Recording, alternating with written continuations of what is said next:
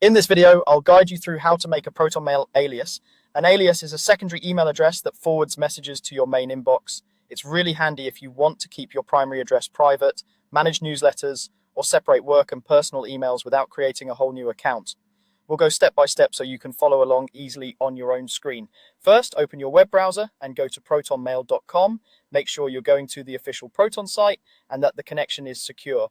Once the page loads, sign into your Protonmail account. If you're not already logged in, you'll need an existing account to create aliases. So go ahead and log in with your usual credentials and wait for your mailbox to appear.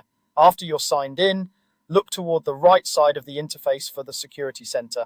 Depending on your layout, this might be in a sidebar or under a settings or profile menu, but it will be clearly labeled as Security Center. Take a moment to find it and then click on Security Center to open the security and privacy options for your account. Inside the Security Center, you'll see various tools related to protecting your account. What we're interested in here is the option to create an alias. Look through the available options until you see something that says Create an Alias.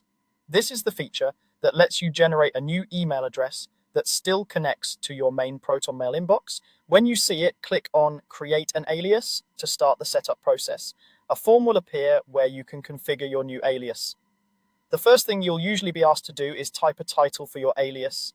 This title is just for you. It helps you recognize what the alias is used for. For example, you might use a title like shopping, newsletters, or work projects. Choose something that will make sense to you later when you come back to manage your aliases. Right after setting the title, you'll also define the actual alias address itself. This is the email address that others will see and use when they send you messages. Type your desired alias carefully and make sure it's something you're comfortable sharing.